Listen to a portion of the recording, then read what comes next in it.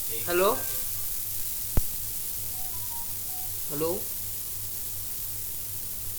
आ रहा हूँ ना। हाँ हाँ। Good morning students. जैसे मैं आपको बताया था प्रीवियस क्लास में कि इस बार हम लोग स्टार्ट करने वाले chapter 1 matter in surrounding. NCERT के बुक से या उसके स्लाइड्स पढ़ेंगे हम। एनसीईआरटी में जो जो दिया है उसका समरी है इसमें। ठीक है, ये हमारा चैप्टर है। चलिए 2 मिनट। ये हमारा चैप्टर है मैटर इन आर सराउंडिंग्स। हमारे सराउंडिंग्स में कौन क्या सा कैसे चीज़ें हैं, वस्तुएं, क्या क्या वस्तुएं हैं, उन सबके बारे में हम इसमें पढ़ने वाले हैं। Okay.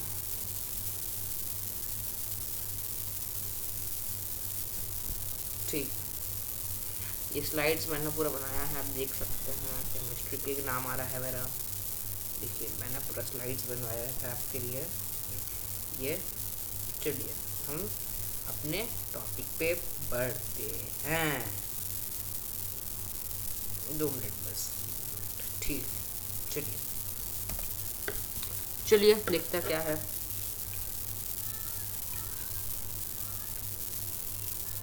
चलिए, कल आपको बताया था मैटर के बारे में। मैटर क्या होता है उसके बारे में बताया था। Matter is anything that occupy space and have मास। मैंने बताया था जो चीज़ के पास स्पेस होता है और उसका एक मास होता है उसको हम मैटर बोलते हैं। ये पूरा डेफिनेशन में, ये जो डेफिनेशन है इसमें सबसे इम्पोर्टेंट है ये। सबसे इम्पोर्टेंट चीज़ है ये अगर नहीं लिखे आप तो आपको मार्क्स मिलना बहुत मुश्किल है। मीन्स मार्क्स मिलेगा ही नहीं आपको इसके बिना। ये बहुत इम्पोर्टेंट चीज़ है इसमें, ये बहुत इम्पोर्टेंट चीज़ है। उसके बाद क्लासिफिकेशन ऑफ मैटर्स। वैसे हमारे रिलीजन में, हिंदू रिलीजन में ऑलरेडी मैटर्स, ये एलिमेंट्स को 5 उसमें टाइप्स में क्लासीफाई कर दिया गया है। Air, earth, fire, sky and water. उसमें उसको हम लोग हिंदी में पंच तत्व भी बोलते हैं, उसमें क्लासीफाई कर दिया गया है। तो हम पढ़ते हैं Indian philosopher classified the form of 5 basic elements as earth, air, fire, sky and water called panch tattva. ये हो गया।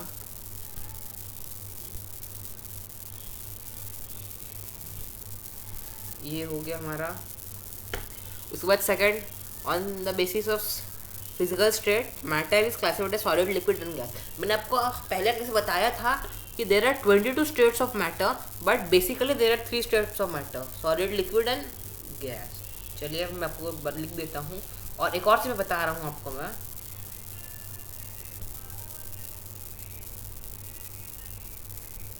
ठीक है, there are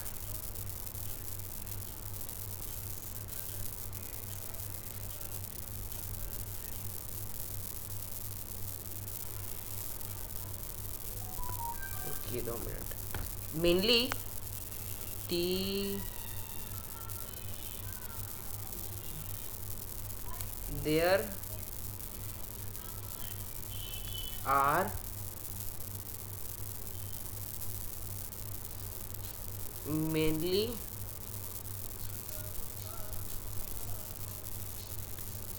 states of matter.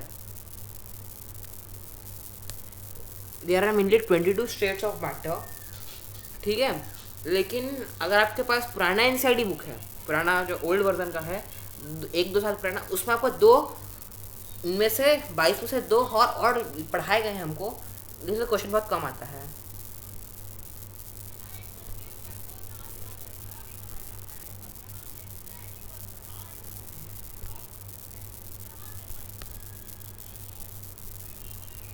पहला हो गया आपका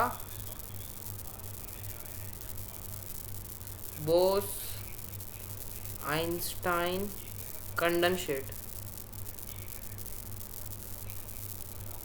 बोस आइंस्टाइन कंडेंसेट ये एक है, पढ़ाया गया है। और एक और है जो है प्लाज्मा। एक और है हम पढ़ाया गया है, वो है प्लाज्मा। लेकिन अभी हमको बाद में बात करेंगे, लास्ट में अगर ज़रूरत पड़ी तो हम नहीं भी करेंगे, क्योंकि आपके अभी के बुक में तो नहीं है। लेकिन जो पुराना बुक था आपका उसमें ये टॉपिक था। चलिए नेक्स्ट टॉपिक देखते हैं, नेक्स्ट क्या पढ़ाया गया है। On the basis of chemical composition the matter is classified as pure substance and mixture. मैंने बढ़ाया था आपको, प्योर सब्सटेंस मतलब या तो एलिमेंट्स और कंपाउंड्स। चलिए लिख देते हैं,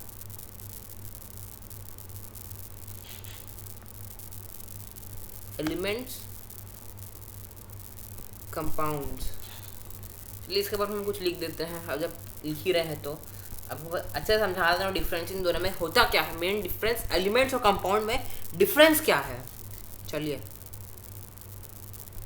लिखिए, एलिमेंट्स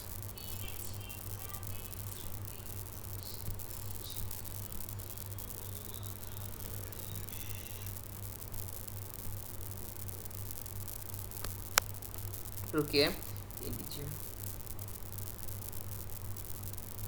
एलिमेंट्स एलिमेंट्स एलिमेंट्स मतलब ये होता है, समझिए एलिमेंट्स आप समझ सकते हो, जो पीरियोडिक टेबल होता है ना उसमें जो लिखा रहता है वो एलिमेंट्स होता है। लेकिन तो होता क्या है, जब कोई भी एक सब्सटेंस सिर्फ एक ही टाइप के एटम से बना होता है उसको एलिमेंट बोलते हैं। लिख देता हूँ, a substance which is made up of similar kind of atoms। वो एक सिमिलर काइंड ऑफ एटम से बने होते हैं, सिमिलर काइंड के रहते हैं वो पूरा, उनमें कोई डिफरेंस नहीं होता। जैसे कि अगर मैं लिखूं ऑक्सीजन, OXYGEN ऑक्सीजन, तो जो ऑक्सीजन का जो मॉलिक्यूल्स होगा या एटम्स होंगे उनमें बस ऑक्सीजन ही रहेगा। जैसे कि मैं ऑक्सीजन लिख रहा हूँ, यहाँ पे ऑक्सीजन लिखा, तो इसमें ये ऑक्सीजन का इसमें सिर्फ ऑक्सीजन रहेगा, है ना, इसमें सिर्फ ऑक्सीजन रहेगा। ये ऑक्सीजन के इसमें मेरे को नाइट्रोजन तो नहीं मिलेगा ना, मेरे को ऑक्सीजन के इसमें नाइट्रोजन तो नहीं मिलेगा, मेरे को ऑक्सीजन के पूरे एटम्स में नाइट्रोजन तो नहीं मिलेगा, यहाँ पे नाइट्रोजन तो नहीं मिलेगा, यहाँ पे ऑक्सीजन नहीं मिलेगा। तो वही होता है हमारा एलिमेंट। या मेरे को नाइट्रोजन का जो पूरा एटम्स है उसके अंदर तो मेरे को नाइट्रोजन नहीं मिलेगा, उसके अंदर मेरे को ऑक्सीजन तो नहीं मिलेगा, मिलेगा क्या, नहीं मिलेगा। सेम वही चीज़ है, ये इसका अगर एटम है नाइट्रोजन का तो मेरे को इसके अंदर नाइट्रोजन नहीं मिलेगा, नाइट्रोजन क्या इसके अंदर नाइट्रोजन मिलेगा, ऑक्सीजन के अंदर मेरे को ऑक्सीजन मिलेगा ना, ऑक्सीजन के अंदर मेरे को नाइट्रोजन मिलेगा ना, नाइट्रोजन के अंदर मेरे को ऑक्सीजन मिलेगा, कुछ नहीं होगा। नाइट्रोजन के अंदर नाइट्रोजन नहीं मिलेगा, ऑक्सीजन के अंदर ऑक्सीजन नहीं मिलेगा। अगर मेरे पास आयरन है तो आयरन के अंदर मेरे को आयरन नहीं मिलेगा, कॉपर तो नहीं मिलेगा। सेम चीज़ वही है, होता है एलिमेंट्स, वही चीज़ होता है एलिमेंट्स। और क्या है एलिमेंट्स। अब कंपाउंड्स को भी हम देखते हैं।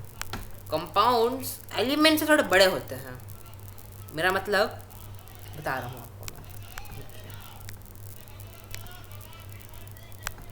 कंपाउंड्स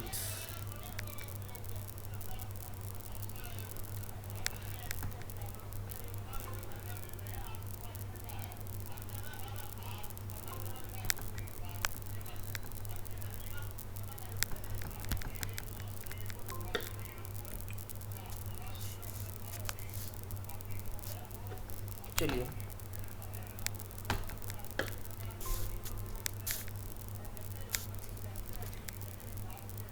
कंपाउंड्स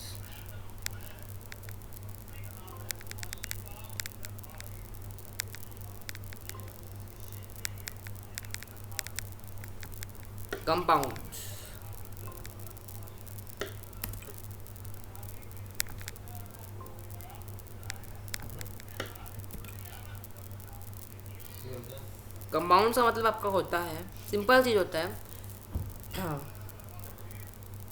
2 मिनट रुकिए, 2 मिनट ये आ गया। ठीक है, कंपाउंड मतलब होता है आपका, कंपाउंड एक्चुअली होता ये है आपका, जब व्हेन, लिखा देता हूँ सीधा, when to or more element chemically combined, then they form compounds.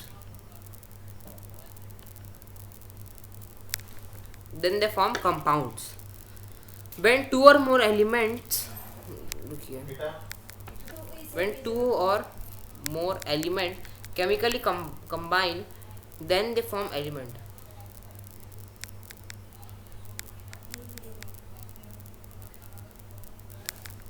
When two or more element chemically combine, then they form compounds. यही सेम चीज होता है, जैसे कि अगर मैं कंपाउंड की अगर बात करूं, NaCl, NaCl, ठीक है, तो ये कंपाउंड है आपका, कंपाउंड है। दो डिफरेंट, इस पे आपके दो डिफरेंट वो है एलिमेंट्स हैं, ठीक है। और अच्छे से लिख देता हूँ मैं, यहाँ पे नहीं आ रहा, रुकिए,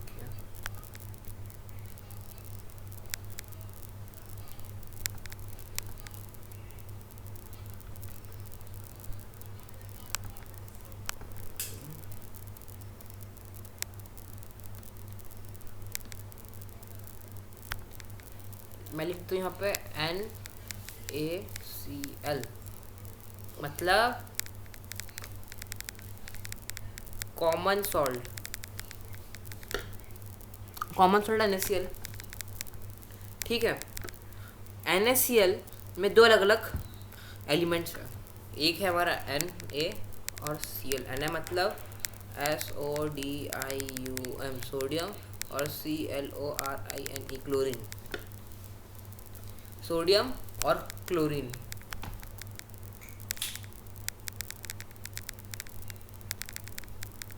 सोडियम और क्लोरीन, लेकिन इस Na मतलब सोडियम की प्रॉपर्टी अलग है और Cl की प्रॉपर्टी अलग है, अलग अलग है ना दोनों से। लेकिन जब ये दोनों एक कंपाउंड बनाएंगे, तब ये NaCl की जो प्रॉपर्टी है इन दोनों से मैच नहीं करेगी। अब आई होप आप समझ रहे होंगे। जैसे कि Na जो रहता है वो सॉलिड रहता है ना, सॉलिड रहता है, और Cl जो रहता है मोस्टली एक गैस है, क्लोरीन एक गैस होता है। लेकिन अगर नोटिस करेंगे तो NaCl एक सॉलिड है, पाउडर फॉर्म में है। Na तो रिएक्टिव होता है, लेकिन NaCl रिएक्टिव नहीं होता। तो hence we can say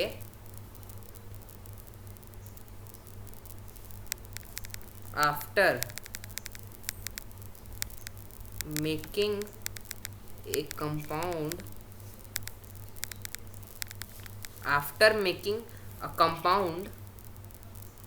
यहाँ पे आ रहा है लिखा, नहीं आ रहा ना, रुकिए 2 minute. After making a compound,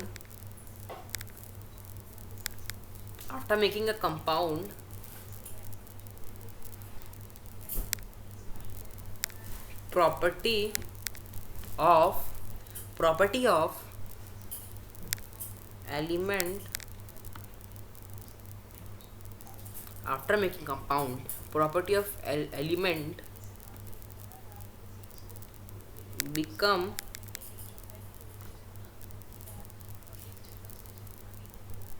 different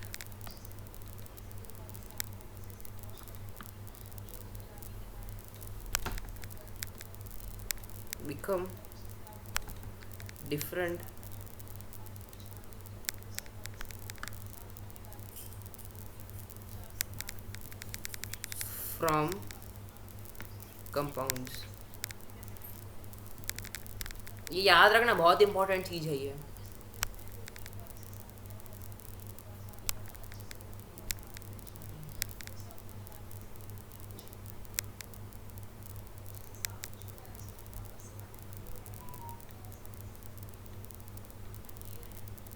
important marker important चीज़ है। ठीक है, नेक्स्ट बढ़ जाते हैं। नेक्स्ट क्वेश्चन क्या है हमारा टॉपिक, चलिए देखते हैं, यहाँ पे दिया ही होगा। चलिए ये आपके मैंने लिखाया है आपको ये, चलिए पढ़ जाते हैं। ये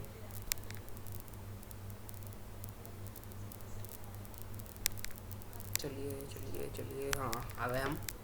ठीक है, अब हम बात कर लेते हैं। हमने अभी तक बात की थी एलिमेंट्स की और कंपाउंड्स की, अब हम बात करते हैं मिक्सचर्स की। चलिए लिखते हैं मिक्सचर्स। मिक्सचर्स के बारे में बता रहा हूँ मैं आपको।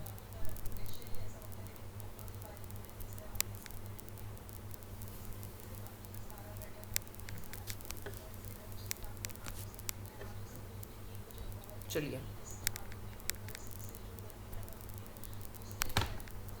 Mixtures,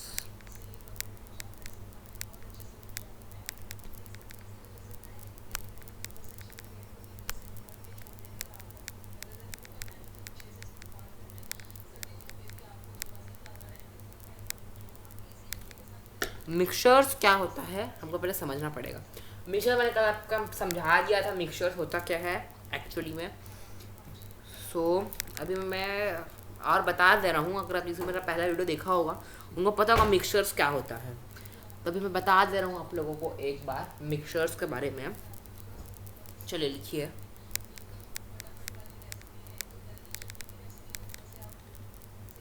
one two or more substance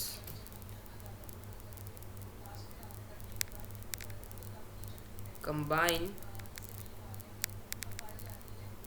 they form mixtures। मतलब जब भी कोई दो सब्सटेंस कंबाइन होते हैं वो मिक्सचर्स बनाते हैं। फॉर एग्ज़ाम्पल मैं आपको एग्ज़ाम्पल दे देता हूँ एक। फॉर एग्ज़ाम्पल आपका हो गया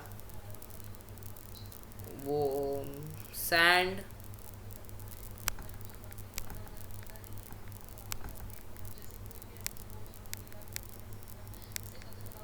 सैंड प्लस वाटर,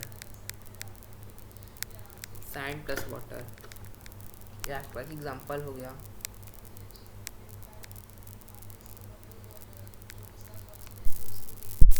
ये आपका एक एग्जाम्पल हो गया। तो याद रखना एग्जाम्पल पूछ देते हैं, इसके काम आएगा आपको एग्जाम्पल्स भी। चलिए देखते अब क्या है नेक्स्ट, क्या बताया गया है हमको। ठीक है, अब हमको बता आप, जैसे कि मैंने आपको पूरा पढ़ा दिया। अब नीचे देखेंगे प्योर सब्सटेंस में भी एलिमेंट और कंपाउंड पढ़ा दिया मैंने आपको, एलिमेंट्स और कंपाउंड्स के बारे में। अब मैं बता रहा हूँ मिक्सचर्स में भी होमोजीनियस और हेट्रोजीनियस। चलिए इसको भी बता दूँ, हेट्रोजीनियस और होमोजीनियस में डिफरेंस क्या होता है और वो होते क्या है। चलिए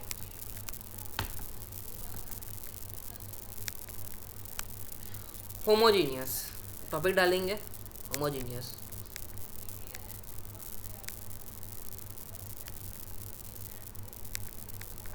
होमोजीनियस होमोजीनियस मिक्सचर्स वो मिक्सचर्स होते हैं जिनके पास यूनिफॉर्म कंपोजिशन होता है। अच्छे से सुनिएगा, जिनके पास यूनिफॉर्म कंपोजिशन होता है।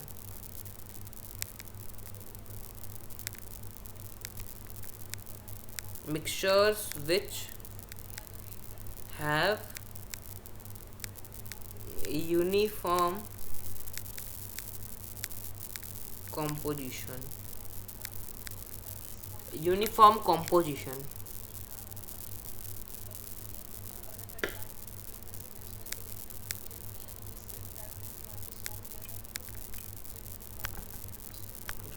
हाँ यूनिफॉर्म कंपोजिशन, ये आई है, भी आई है। यूनिफॉर्म कंपोजिशन,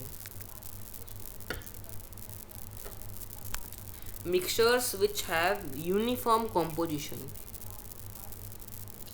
जिन मिक्सचर जिनके पास यूनिफॉर्म कंपोजिशन होता है हम होमोजीनियस बोलते हैं। हेडिंग अच्छा से डाल देते हैं, समझ में नहीं आएगा मेरे को लग रहा है।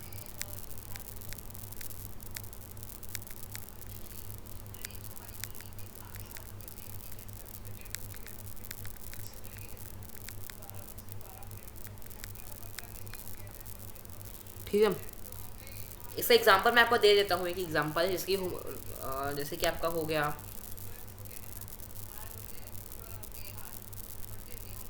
NaCl प्लस H2O, ये आपका एग्जांपल हो गया।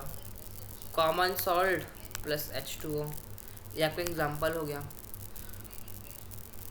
हम अगर होमोजेनियस मिक्सचर्स की बात करें सो उनके एक्चुअली ये होता है कि ये जो H2O है हमारा, ये H2O में NaCl कम्प्लीटली डिजॉल्व हो जाता है। आप समझ रहे होंगे, H2O में NaCl कम्प्लीटली डिजॉल्व हो जाता है, इसीलिए हम इसको बोलते हैं यूनिफॉर्म कंपोजिशन। इसका मतलब कि जो H2O है उसमें NaCl के लिए मतलब स्पेस खाली है, जिस स्पेस को फिल करने के लिए NaCl उसके अंदर डिजॉल्व हो जाता है। हैंस वी कैन से कि उसके पास वो यूनिफॉर्म कंपोजिशन है।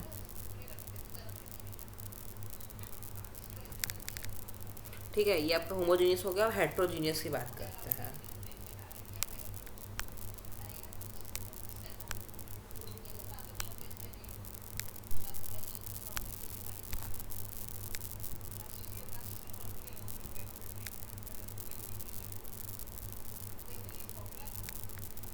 Heterogeneous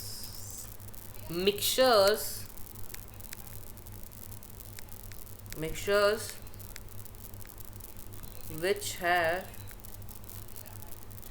non-uniform composition,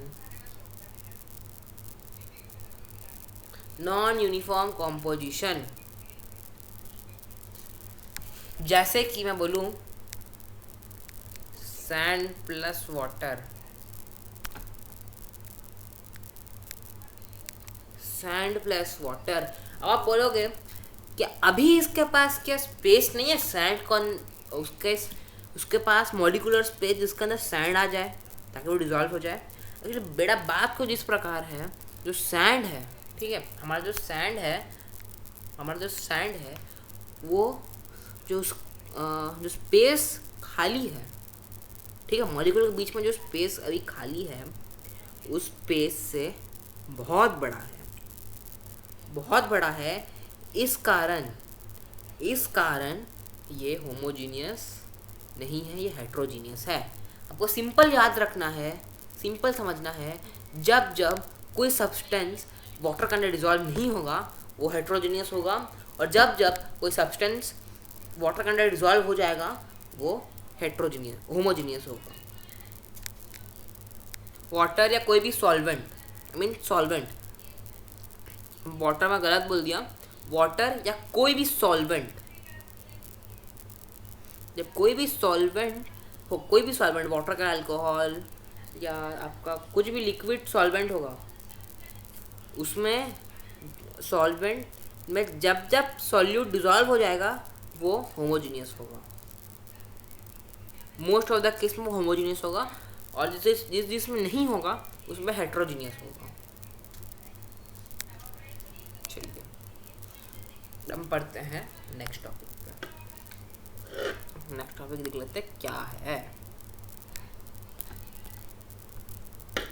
physical states of matter, ये बहुत इंपॉर्टेंट टॉपिक है, ये बहुत इंपॉर्टेंट है, इंपॉर्टेंट मार्क कर लेंगे, इंपॉर्टेंट है। Matter is made up of particles. जो मैटर है वो कोई भी पार्टिकल से बने हैं, जिसको हम बोलते हैं साइंस की लैंग्वेज में एटम्स, जिसको हम बोलते हैं साइंस की लैंग्वेज में atoms. The particle of matter are very tiny. जो पार्टिकल है मैटर का वो बहुत छोटे हैं, एकदम छोटे हैं, मतलब कि मिलीमीटर से भी छोटे हैं। उसके बाद है हमारा particles of matter have spaces between them. जो पार्टिकल होता है ना, जो पार्टिकल होता है उसके बीच में छोटा छोटा स्पेस है, जैसे कि ये दो पार्टिकल्स है, उनके बीच में एक डिस्टेंस है, उसके बीच में एक डिस्टेंस है, वही है, उनके बीच में एक डिस्टेंस है। दूसरा, the particle of the matter are continuously moving. जो हमारा मैटर है, एटम है, वो कंटिन्यूसली घूम रहा है, वो स्टेबल नहीं है। The particle of the matter attract each other. जो मेरे लास्ट वीडियो देखे होंगे, इसमें मैंने आपको थोड़ा सा बताया था उसके बारे में, एटम के बारे में। उसमें क्या होता है बता रहा हूँ आपको मैं।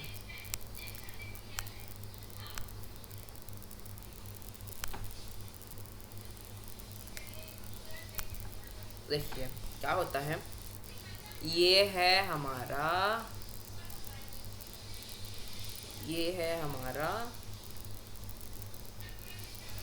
न्यूक्लियस, जिसके अंदर होता है प्रोटॉन प्लस न्यूट्रॉन, और ये है हमारा ऑर्बिट्स। बस अभी के लिए आपको इतना जानना है। और इसमें रहते हैं इलेक्ट्रॉन्स, इनके चार्जेस नेगेटिव होते हैं, ठीक है। तो क्या होता है, ये इसके अराउंड इवॉल्व करते रहते हैं। क्यों करते हैं? क्योंकि ये अट्रैक्ट होते हैं अपने तरफ, प्रोटॉन की तरफ, लेकिन वो उसके पास नहीं जा पाते। ये क्यों नहीं जा पाते, ये आपका टॉपिक क्लास 11th में है। अभी के लिए आपको समझ जानना है कि वो उसके पास नहीं जा पाते। अगर वो जाएंगे तो वो एटम डिस्ट्रॉय हो जाएगा, सिंपल बात है, ठीक है। वो नहीं जा पाते तो वो उसके कारण इवॉल्व करने लगते हैं, तो वो एनर्जी रेडिएट करते हैं। आपको भी बस इतना जानना है, ठीक है। इस कारण से एनर्जी रेडिएट करने लगते हैं, अब बस इतना जानना है। उसके बाद पार्टिकल और matter attract each other, continuously moving समझा दिया आपको। इसलिए उसके अंदर एनर्जी बनने लगता है, इसके कारण वो उनके अंदर काइनेटिक एनर्जी बनने लगता है। काइनेटिक एनर्जी आपने शायद पढ़ा होगा, आपको नहीं पढ़ा था, बढ़ा देता हूँ। काइनेटिक एनर्जी क्या होता है, चलिए लिख लीजिए। Kinetic energy is energy which is kinetic energy जो होता है वो पहले समझा देना, फिर बताता हूँ। काइनेटिक एनर्जी वो एनर्जी होता है जो आपके मोशन से बनता है। Kinetic energy which is formed by the virtue of your motion. मैं आपको लिख देता हूँ यहाँ पे, क्लिक फोटो देखता हूँ, ट्राई करता हूँ। वेट,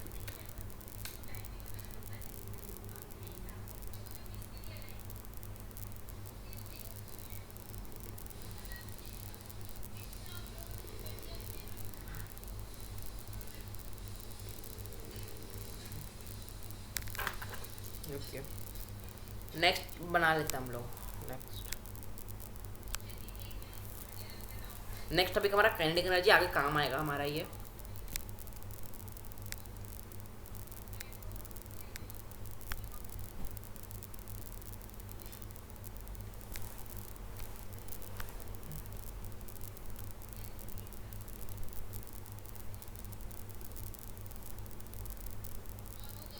काइनेटिक एनर्जी,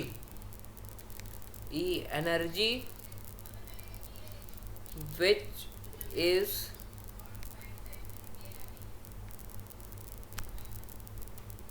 possessed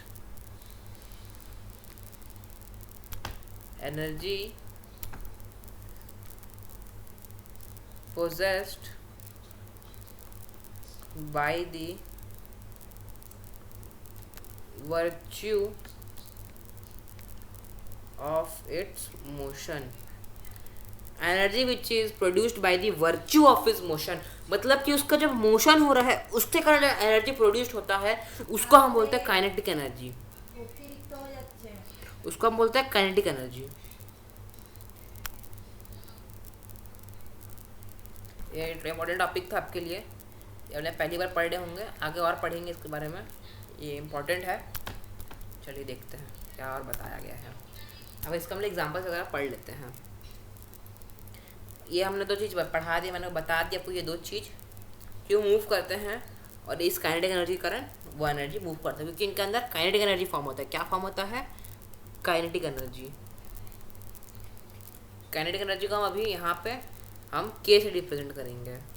यहाँ के लिए जब हम लिख रहे हैं, इनके अंदर क्या फॉर्म होता है, काइनेटिक एनर्जी।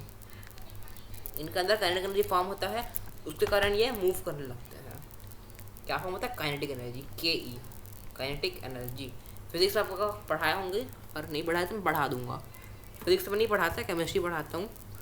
यही है आपका काइनेटिक एनर्जी। चलिए आगे देखते हैं क्या है। अब आप एग्जांपल्स वगैरह पढ़ लेते हैं, एग्जांपल्स आपको समझ में आ जाएगा। ये एग्जांपल्स बहुत इंपॉर्टेंट है, ये पूछे जाते हैं examples. Matter is made up of particles, इसको हम कैसे प्रूफ करेंगे। Take some water in beaker and note its level. Dissolve some water, salt or sugar with the help of glass rod. The salt dissolve in the water, but the level of water does not change. This because particles of water get into space between the particles of water. This shows that the matter is made up of particles. वो space के बारे में हमने आपको बताया था, उसका तो स्पेस होता है, तभी उसके अंदर क्या बोलते हैं आपके NaCl या सॉल्ट्स के पार्टिकल अंदर चले जाते हैं। बताया था मैंने आपको। ये तो आपको समझ में आ ही गया होगा। इसका वो डायग्राम भी देख लेते हैं। ये डायग्राम है, देखिए डायग्राम है। Particles of water are magnified millions of times. चलिए हम भी इसको मैग्नीफाई करेंगे।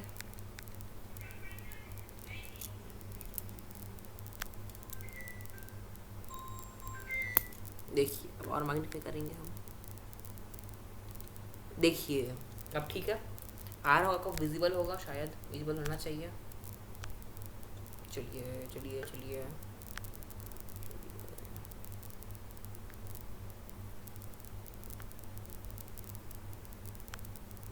चलिए अब विजिबल होगा, होगा आपको ये।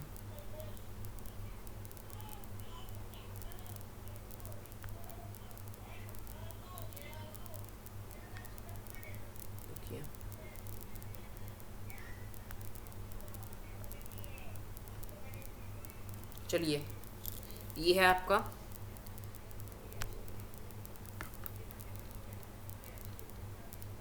दूसरी जगह पे आ गए लगता है मेरे हिसाब से। दूसरी जगह पे आ गए क्या हम लोग? हाँ, दूसरी पॉइंट स्लाइड पे आ गए हम लोग।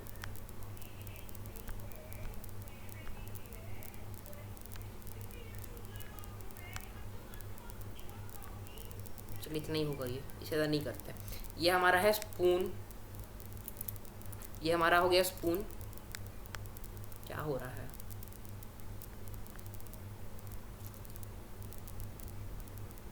ये हमारा स्पून हो गया। ये पार्टिकल्स ऑफ, क्या हो रहा है ये? किसको पता है क्या हो रहा है ये, क्यों हो रहा है? चलिए नहीं होगा शायद।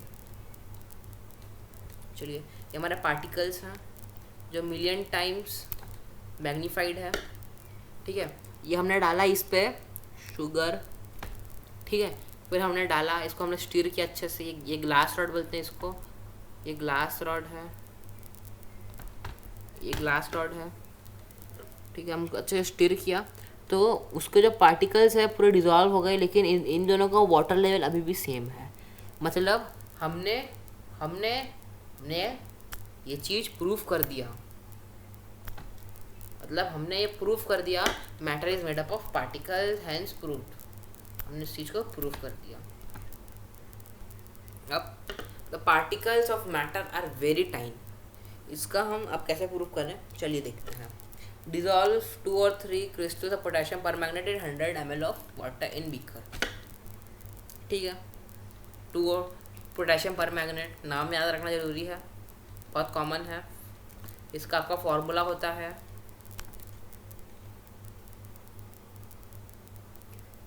KMnO4। KMnO4 होता है इसका फॉर्मूला पोटेशियम परमैंगनेट का। ठीक है, ठीक है, आपको याद करने की जरूरत नहीं है, एग्जाम में शायद ही पूछेगा, तभी बता दे रहा हूँ मैं आपको। पता होना चाहिए आपको, हम केमिस्ट्री किंग्स हैं, बताना जरूरी है हमारे लिए। Take 10 ml of this solution and dissolve it in 100 ml of water. Take 10 ml of water, some solution dissolved in 100 ml of water. Repeat this process 5 to 6 times. This shows that a few crystals of potassium permanganate can color a large volume of water because there are millions of tiny particles in each crystal. अब क्या होता है देखिए, मैं आपको ना diagram में समझाता हूँ। ये डायग्राम है। क्या हुआ, हमने इसमें ये वाले बड़े वाले बीकर में ये इतने बड़े बड़े पोटेशियम परमैंगनेट के क्रिस्टल्स डाले हैं। कलर चेंज कर, हाँ ये कलर मैच नहीं कर रहा है ना, मैच नहीं कर रहा ना, नहीं हो रहा मैच। चलिए देखते हैं, ये शायद हो जाए, ये शायद कर जाए मैच, नहीं कर रहा ये भी। चलिए यही काफ़ी है, ये ठीक है, इसी से कर देते हैं। ठीक है, हमने इतना इतना इतना इतना छोटा सा हमने पोटेशियम परमैंगनेट का क्रिस्टल लिया। ये हमारी क्या है, हमारा KMnO4 क्रिस्टल्स, KMnO4 क्रिस्टल्स हमने दिया इस 100 ml के बीकर में। फिर हमने क्या किया, और 10 ml का हम एक छोटा सा टेस्ट ट्यूब लिया, उसको हमने फिर इस पर दिया, फिर उसको हमने इसमें लिया, फिर हमने उसको इसमें दिया, फिर हमने दोबारा इसी से ये सॉल्यूशन लिया, इस पर डाला। ठीक है, तो हम देख रहे हैं कलर हल्का हल्का लाइट हो जा रहा है, लेकिन इसको पूरी तरह से लाइट होने में बहुत टाइम लगेगा। हमको अगर पूरे पानी को, ठीक है, अगर हम इसको और करेंगे, अगर हम इसको और अभी 5 to 6 टाइम्स और करेंगे, उसके बाद भी हमारा जो पानी रहेगा वो हल्का हल्का पिंक रहेगा, हल्का हल्का पिंक रहेगा। तो हम बोल सकते हैं जो पार्टिकल्स हैं बहुत स्मॉल है, तो हम बोल सकते हैं हमारा पार्टिकल्स बहुत स्मॉल है। चलिए, तो हमने एक और चीज़ प्रूफ कर दिया, हमने यहाँ पे फिर एक और चीज़ प्रूफ कर दिया, the particles of matter are very tiny, जो चीज़ हमने प्रूफ कर दिया। चलिए नेक्स्ट देखते हैं क्या है। तो कलर चेंज करना पड़ेगा, इसका रेड करना पड़ेगा ना, इस कलर।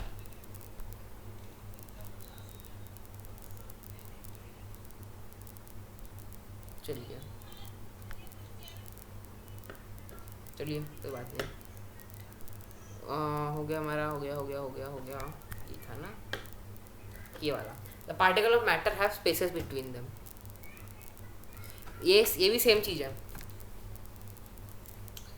जो स्पेस वाला है, ठीक है, स्पेस वाला भी ये वाला जो था हमारा, ये वाला जो था, ये वाइस वर्सा है, ये वाला नहीं, ये वाला, ये दोनों वाइस वर्सा है। सही ले रहा हूँ ना कि गलत चला गया, मैं दूसरा ले लिया।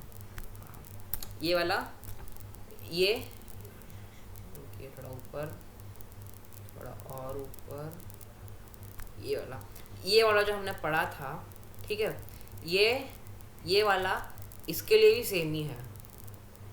Matter is made up of particles हमने पढ़ा था ना, कि हमको थोड़ा सा सॉल्ट लेना है, उसको पानी में डिज़ोल्व करके देखना है, अगर वो डिज़ोल्व हो जा रहा है मतलब कि वो हमारा उसका वो पार्टिकल से बना हुआ है। सेम चीज़ हमारा ये पार्टिकल मैटर है स्पेसेस बिटवीन देम, मैंने समझाया था उनके बीच में स्पेसेस होते हैं, तभी उनके अंदर वो फिल हो पाते हैं, वो पूरे डिज़ोल्व हो जाते हैं। इसी रीज़न से हमने इसका भी प्रूफ कर दिया। चलिए नेक्स्ट देखते हैं, तभी पढ़ा देता हूँ मैं आपको एक बार, क्या फ़र्क पड़ता है, पढ़ने से मतलब होना चाहिए, हमें पढ़ना चाहिए। Take some amount of water and beaker and note it level, dissolve some salt और sugar with the help of glass rod. The salt dissolves in the water, but the level of water does not change. This is because the particle of salt get into the space between the particle of water. Hence we can say, ये same चीज़ है, hence we can say कि इनके बीच में spaces हैं, इनके बीच में बहुत सारे स्पेसेस हैं, बहुत स्पेसेस हैं इनके बीच में। चलिए हो गया हमारा। ये एक्टिविटीज़ बहुत इंपॉर्टेंट है, लेकिन ये जो एक्टिविटीज़ हमको बताया गई, ये सब एनसीईआरटी की एक्टिविटीज़ बहुत इंपॉर्टेंट एक्टिविटीज़ है, ये आपको अच्छे से पता होनी चाहिए, इसका क्वेश्चन दे सकते हैं। The particle of matter are continuously move. चलिए इसका भी हम देख लेते हैं। इसका मेरे पास एक और एग्जांपल था, इसका मैं आपको समझा सकता हूँ। जो इंसेंस स्टिक्स होते हैं, मतलब कि आपको जो अगरबत्ती वगैरह होता है वो जलाएंगे, ठीक है, तो देखेंगे जो फ्यूम निकलता है ब्लैक कलर का, वो ऊपर जाती रहता है, फिर वो जाके रूम में फैल जाता है। मतलब कि आपने चलाया उस इंसेंस स्टिक्स को या धूप को, जलाने के 5-10 मिनट बाद आप जब आए रूम के अंदर, जलाने के बाद बाहर चले गए थे, फिर आप जला के फिर अंदर आए, तो 5-10 मिनट के बाद आपने देखा कि पूरे रूम के अंदर पूरे वो फैल गया है और उसकी स्मेल बहुत अच्छी आ रही है, बहुत अच्छी स्मेल आ रही है। मतलब कि अगर पार्टिकल्स मूव नहीं करेंगे, अगर पार्टिकल कंटिन्यूसली मूव नहीं करेंगे तो रूम के अंदर कैसे आएंगे? सही बात है ना, आप सोचो, अगर वो मूव नहीं करेंगे तो अंदर कैसे आएंगे? हेंस वो मूव करते हैं तभी वो अंदर आ रहे हैं, हम इसे बोल सकते हैं। यहाँ पे एक और एग्जांपल दिया है, उसको हम पढ़ लेते हैं। Take some water and beaker and put a drop of blue ink और red ink slowly along the side of the beaker. Leave it undisturbed for a few hours. The ink will spread eventually throughout the water due to movement of the particle of water and ink. The intermixing of two or more different type of matter on their own is called diffusion. ये बहुत important है। Okay.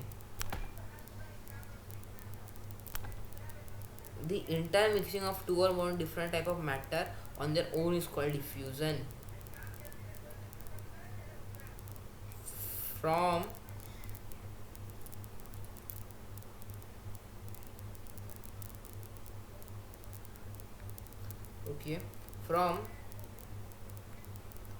lower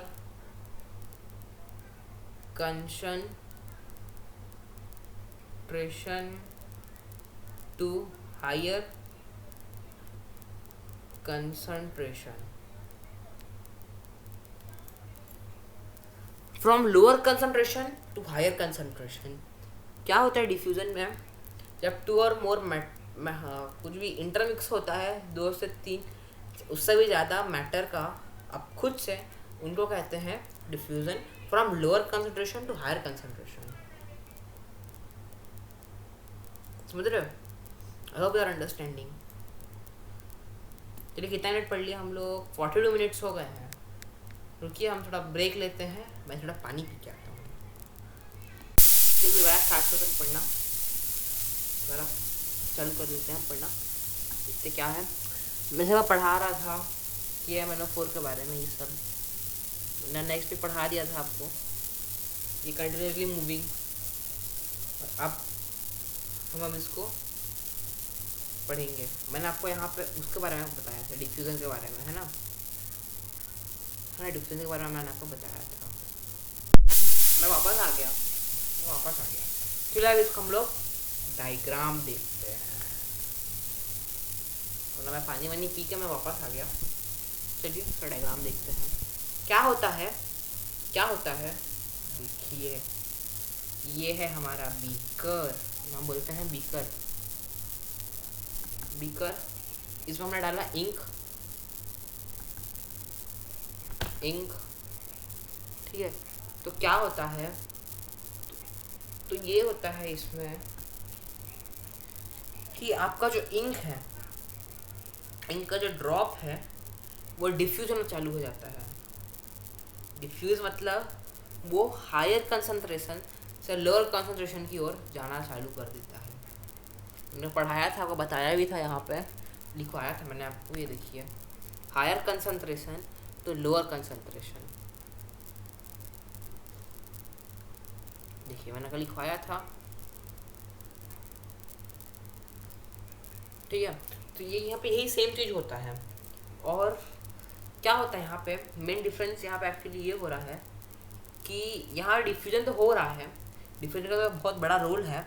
उसके साथ एक और चीज़ हो रहा है कि पार्टिकल्स अगर कंटिन्यूसली मूव नहीं करेंगे, मतलब अगर वो कंटिन्यूसली मूव नहीं कर पाएंगे तो डिफ्यूजन पॉसिबल नहीं होगा। मतलब हम बोल सकते हैं डिफ्यूजन का पॉसिबल होने के लिए पार्टिकल जो है वो मूव करने योग्य होने चाहिए, तभी डिफ्यूजन हो पाएगा। मतलब कि पार्टिकल्स यहाँ पे मूव करते हैं, पार्टिकल्स मूव कर सकते हैं। नेक्स्ट देखते हैं, particle of matter attract each other. Take a iron nail and piece of a chalk and a rubber band. Try breaking them by hammering, cutting or stretching. It is more easy to break a chalk, less easy to break a rubber band, and difficult to break a iron nail. This is because a particle in iron nail are held together with great force than a rubber band or chalk. इसका मतलब ये है कि उन तीनों के बीच में जो उनका वो अट्रैक्शन है, फोर्स ऑफ अट्रैक्शन, यहाँ पे अट्रैक्ट का यहाँ पे एक और चीज़ लिख सकते हैं, यहाँ पे फोर्स ऑफ अट्रैक्शन,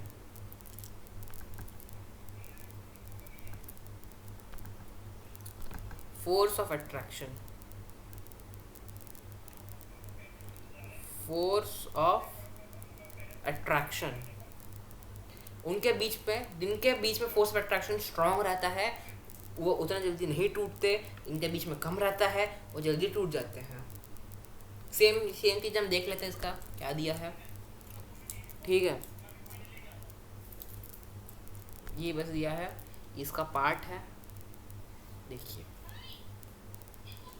और ये यहाँ पे आपको सॉलिड लिक्विड गैस के बारे में बताया गया है, ये इसका पार्ट है ना, ये इसका पार्ट है, ये इसका पार्ट है। सॉलिड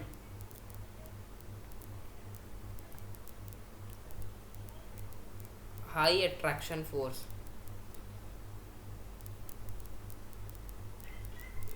लो attraction force, gas very low attraction force,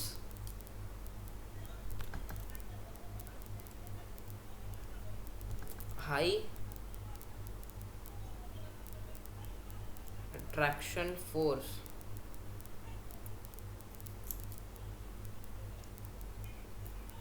ठीक है। वेट, हमने एक चीज़ करना भूल गए, हमने याद नहीं दिलाया, मैं भूल गया। हमने ये सारे पॉइंट्स को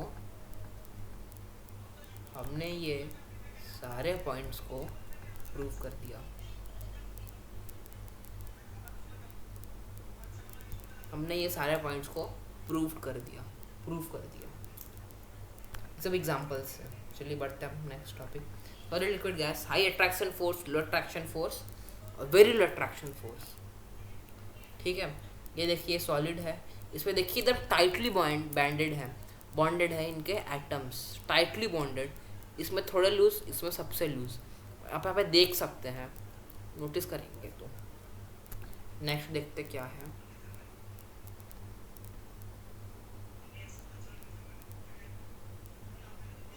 प्रॉपर्टीज ऑफ सॉलिड। हम सॉलिड के बारे में बात करेंगे, फिर गैस के बारे में बात करेंगे, फिर लिक्विड के बारे में भी बात करेंगे। Solids have definite shape and fixed volume. मैंने कल के लेक्चर में बताया था, वो एक फिक्स्ड शेप होता है उनका, ये शेप है, उस शेप से बिगड़ेगा नहीं, और उनका फिक्स्ड वॉल्यूम होता है। Spaces between the particle is minimum. आपको एक चीज़ समझा देता हूँ,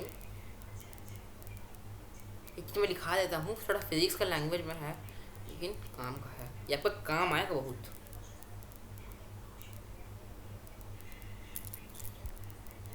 space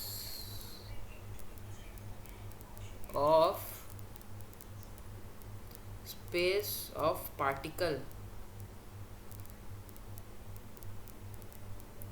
space of particle is inversely proportional to आपका वो क्या बोल सकते हैं, फोर्स ऑफ अट्रैक्शन। अगर स्पेस ऑफ पार्टिकल्स मिनिमम रहेगा तो फोर्स ऑफ अट्रैक्शन बढ़ जाएगा, अगर ये मैक्सिमम रहेगा तो फोर्स ऑफ अट्रैक्शन घट जाएगा। ये आपको याद रखने के लिए कर सकते हैं। चलिए मैं लिखा लेता हूँ ये छोटा सा, आपको एग्जाम में लिख के आना, चलो मैंने एग्जाम में लिख दिया, आपका टीचर मार्क्स काट देगा, बोलेगा कहाँ से लिख कर कहाँ से पढ़ के आए हो। ये हमारा ट्रिक है, ये हमारा बेस्ट ट्रिक है जो मैं आपको बता रहा हूँ, ट्रिक है हमारा, ये हम ऐसे ट्रिक से याद रखेंगे। अगर पूछोगे हम कैसे याद रखेंगे, आप ऐसे याद रखोगे। चलिए, स्पेस between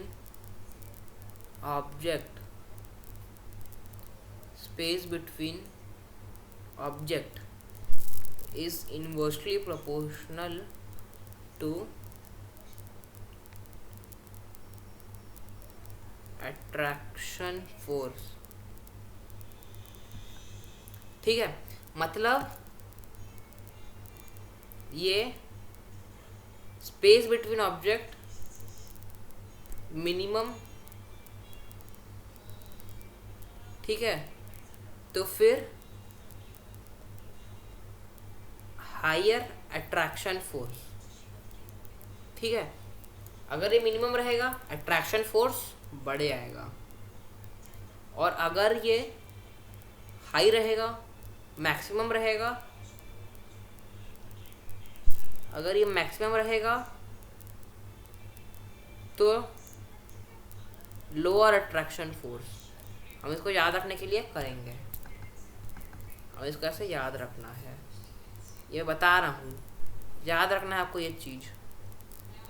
ये मेरा ट्रिक है। क्या है मेरा ट्रिक? मैं ऐसे करके याद रखता था। हम इसको, ये हमारे लिए एक फॉर्मूला है। ये फॉर्मूला से आपको केमिस्ट्री किंग में मिलेगा। Space between object is inversely proportional to attraction force. आपको याद रखना है। आप इसको याद रख लोगे, ये बन जाएगा आपका सॉलिड पूरा। ठीक है। The forces of attraction between particle is maximum. मैंने आपको बताया, याद आया आपको? ये सेम चीज देखिए, सेम चीज। Movement of particle is minimum, मतलब जो यहाँ पर पार्टिकल्स हैं, ये जो पार्टिकल्स दिख रहे हैं आपको, ये पार्टिकल जो है, इसके अंदर जो मूवमेंट होगा, मूवमेंट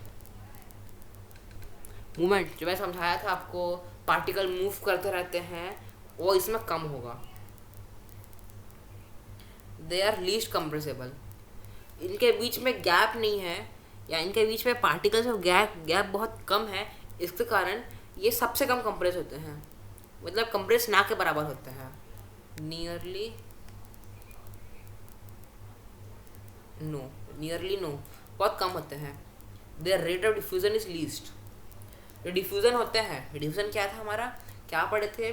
जब दो से या दो से ज़्यादा ऑब्जेक्ट भी नहीं, मैटर हायर कंसंट्रेशन से लोअर कंसंट्रेशन में मूव करते हैं, उसको हम डिफ्यूजन बोलते हैं। एक और याद कर लेते हैं हम डिफ्यूजन, एक और बार देख लेते हैं क्या था डिफ्यूजन हमारा। यहाँ पे था हमारा diffusion. The intermixing of two or more different types of matter on their own is called diffusion from higher concentration to lower concentration। हम मतलब कहाँ गया हमारा, हाँ मतलब चालू है ना, हाँ चालू तो है। हाँ मतलब कि ये जो है, ये डिफ्यूजन का रेट बहुत कम होगा। मतलब कि ये जो सॉलिड्स होते हैं बहुत कम इंटरमिक्स होते हैं। Intermixing of solid into solid is very less. Division क्या था, दोबारा पढ़ते हैं। Intermixing of two or more matter into higher concentration to lower concentration is called diffusion. मतलब इसे बहुत कम होता है। ठीक है, समझ गए? ये कैसे कम होता है, इसका एग्जाम्पल बाद में दूंगा मैं आपको। चलिए नेक्स्ट टॉपिक पे पढ़ते हैं, हमारे लिक्विड्स। लिक्विड है यहाँ पे।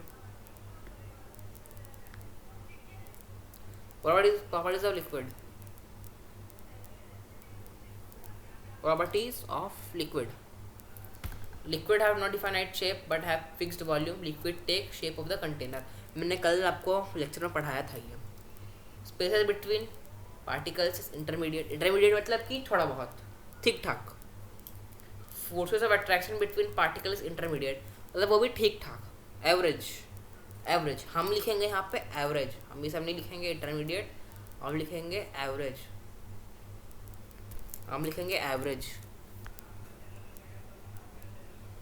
आपके एनसीईआरटी में ही लिखा होगा इंटरमीडिएट, लेकिन हम लिखेंगे average. The movement of particle is intermediate, हम लिखेंगे average. They are also less compressible, वो थोड़े, लेकिन सॉलिड से थोड़ा ज़्यादा कंप्रेसिबल होते हैं।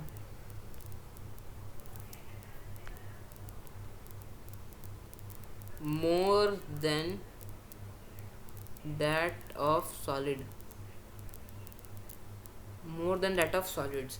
their rate of diffusion is more than solids। अगर डिफ्यूजन का रेट होता है वो ज़्यादा होता है सॉलिड से। डिफ्यूजन का मतलब क्या होता है, दोबारा पढ़ेंगे। Intermixing of two or more matter is called diffusion in from higher concentration to lower concentration. हो गया, यही था। लिक्विड इजी है। गैस देखते हैं।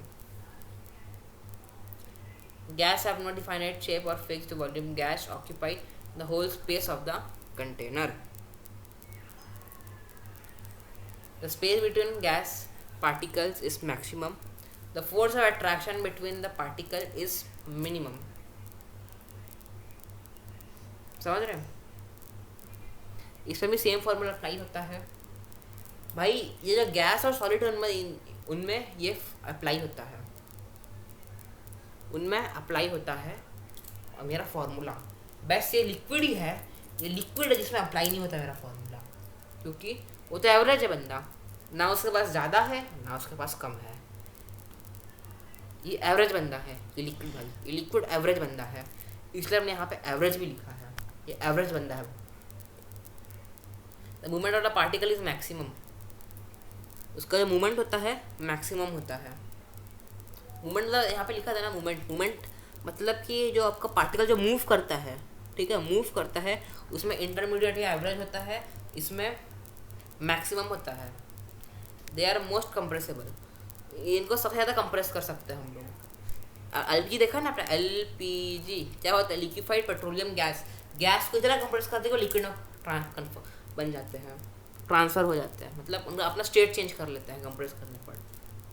The state of diffusion is more than that of solid and liquid.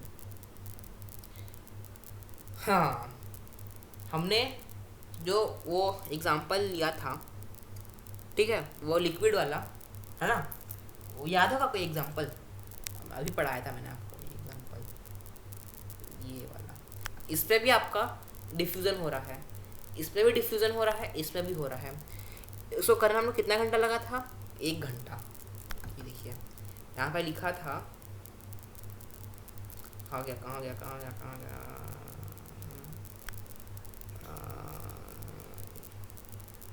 Few hours.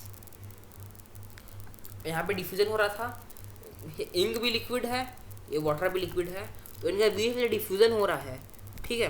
Diffusion मतलब intermixing हो रहा है, बहुत 2 से 3 घंटा ले रहा है। लेकिन अगर मैं गैस की बात करूँ, अगर मैं एक गैस लूँ, क्लोरीन, आगे चला गया ज़्यादा, अगर मैं एक गैस लूँ, आपका रुकिए, अगर मैं गैस लूँ क्लोरीन, क्या लूँ, इसलिए क्लोरीन छोड़िए, ब्रोमीन, BROMINE, ब्रोमीन। ब्रोमीन जो होता है एक गैस होता है, लेकिन वो रूम टेम्परेचर इवापोरेट होने लगता है।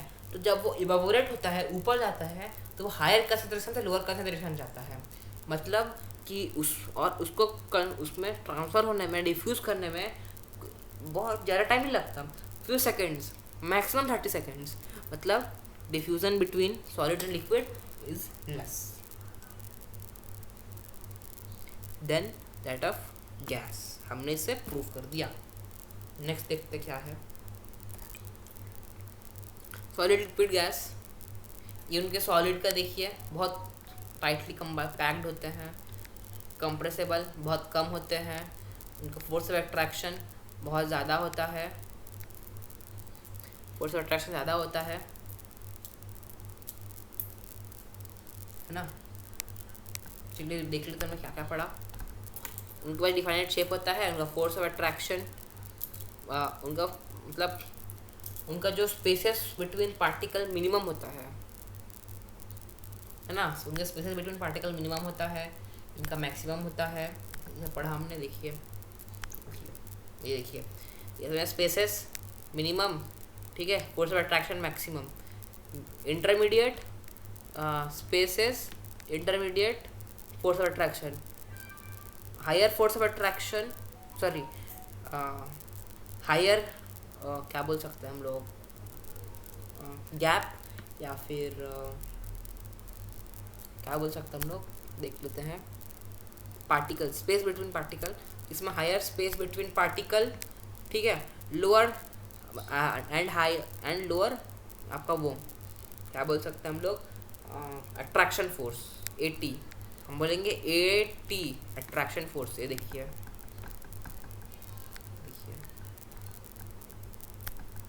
अब है हमारा टॉपिक, इसको देख लेते क्या है। चलिए चलो ऊपर हो जाओ, ऊपर हो जाओ, ऊपर। चेंज ऑफ स्टेट, हम सॉलिड को लिक्विड, लिक्विड को गैसियस स्टेट में कर सकते हैं, है ना, उसको हम बोलते हैं चेंज ऑफ स्टेट। ये टेबल बहुत इंपॉर्टेंट है,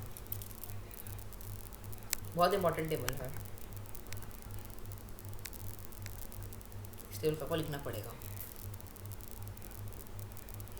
चलिए पढ़ते क्या लिखा है। When solid is heated, it changes into liquid. जब हम सॉलिड को हीट करते हैं वो लिक्विड बन जाता है। When liquid is heated it's changes into gas. जब हम लिक्विड को हीट करते हैं ये गैस बन जाता है। सॉलिड से लिक्विड को हम बोलते हैं मेल्टिंग। इससे इसको बोलते हैं हम क्या बोल सकते हैं, वेपराइजेशन। गैस गैस से लिक्विड को हम बोलते हैं कंडेंसेशन। ठीक है, फिर लिक्विड से सॉलिड को हम बोलते हैं freezing. When gas is cooled it change to liquid, when liquid is cooled it's change into solid. Same चीज vice versa. If ice is heated, it change into water. If water is heated, it change into steam. If steam is cooled, it change into water. If water is cooled, into change into ice. इधर tongue twister निकला, इधर tongue twister है भाई। यहाँ क्या कर, तो tongue twister है। ठीक, ये टंग ट्विस्टर निकला भाई, क्या बताऊँ मैं। ये टंग ट्विस्टर एक तो बढ़ा ही दिया था ऊपर, अब क्या जरूरत है इसको यहाँ पढ़ाने का। चलिए देखते हैं आगे क्या दिया है।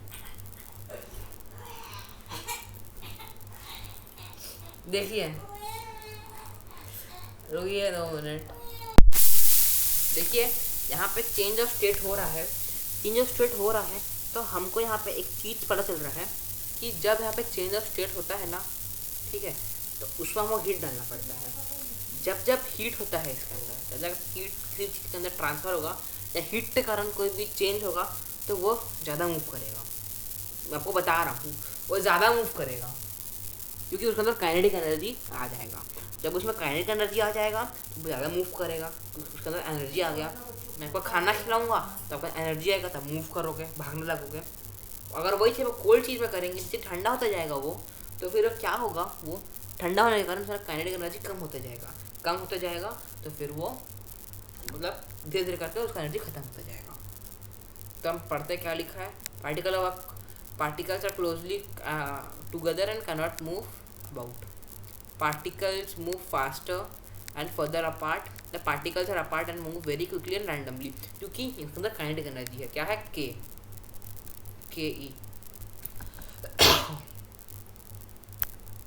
नेक्स्ट देखते हैं क्या है।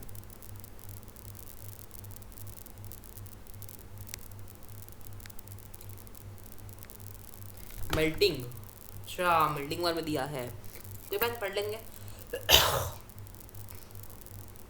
मेल्टिंग क्या होता है, जब कोई सॉलिड चीज, ठीक है, हीट के कारण लिक्विड फॉर्म में आ जाता है, उसको मेल्टिंग बोलते हैं।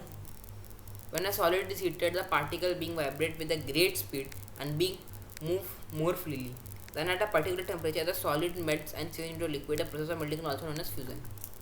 ये पता ना चाहिए आपको, पूछ लेता है एग्जाम में, अच्छा चीज़ है ये, पता जरूरी है आपको। When a solid is heated, the particle is being vibrate. मतलब जब उसको हीट करते वाइब्रेट क्यों होता है, क्योंकि उसके अंदर क्या है, के kinetic energy with great speed. क्योंकि वो उस पर टेम्परेचर बढ़ते जा रहा है तो के भी बढ़ता जा रहा है, फिर वो फ्रीली मूव करने लगता है। फ्रीली क्योंकि भाई बहुत एनर्जी आ गया उसके अंदर, अब घूमने लगता है वो। भाई मैं तुमको खिलाऊंगा अच्छा खाना, फिर तुम खा के मूव करने लगोगे, खेलने लगोगे। सेम चीज़ यहीं पे हो रहा है। ये मेल्ट पता क्यों होता है, एक टेम्परेचर पे मेल्ट पता क्यों होता है, आइस 0 डिग्री टेम्परेचर पे मेल्ट पता क्यों होता है। इसका रीज़न ये है कि उसके जो फोर्स ऑफ अट्रैक्शन है, उसके पार्टिकल्स को फोर्स ऑफ अट्रैक्शन है, उसको ब्रेक करने के लिए 0 डिग्री सेल्सियस काफ़ी है। इसीलिए उसके लिए मतलब 0 डिग्री सेल्सियस काफ़ी है, जो यहाँ पे लिखा है temperature of which at solid melt is called melting point. जिस टेम्परेचर पे सॉलिड मेल्ट होता है उसको मेल्टिंग पॉइंट बोलते हैं। और melting point of ice is 0 degree Celsius और 273 केल्विन। तो कॉमन चीज़ है, इसका न्यूमेरिकल्स भी सॉल्व कर लेंगे इसके बाद, क्लास के बाद नेक्स्ट वीडियो में न्यूमेरिकल्स भी सॉल्व करेंगे। इस वीडियो में हम लाइक का टारगेट रखते हैं 10 लाइक्स और 100 व्यूज़ और सब्सक्राइब कीजिएगा। Amount of latent heat of fusion बहुत इंपॉर्टेंट टॉपिक है, क्लास 9 का बहुत इंपॉर्टेंट टॉपिक है। ये बच्चे लोग बहुत फंसते हैं इसमें, The amount of energy required to change 1 kg of solid into liquid at atmospheric pressure at its melting point is called latent heat of fusion. The amount of heat energy required to change 1 kg of solid into liquid at atmospheric pressure at its melting point is called latent heat of fusion. बहुत important है, आपको समझ में आ गया होगा, I hope आप समझ में आ गया होगा आपको, आई होप कि आपको लैटेंट हीट ऑफ फ्यूजन समझ में आ गया होगा। ये देखिए, ये है आपका डायग्राम। चलिए नेक्स्ट टॉपिक देखते क्या है, क्या है क्या है क्या है क्या है, देखते हैं।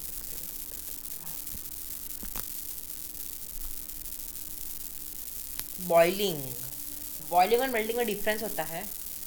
बॉइलिंग मतलब जब कोई मटेरियल या कोई सब्सटेंस वो होना चालू हो जाता है, मतलब वेपराइज होना, उस प्रोसेस को हम बॉइलिंग बोलते हैं।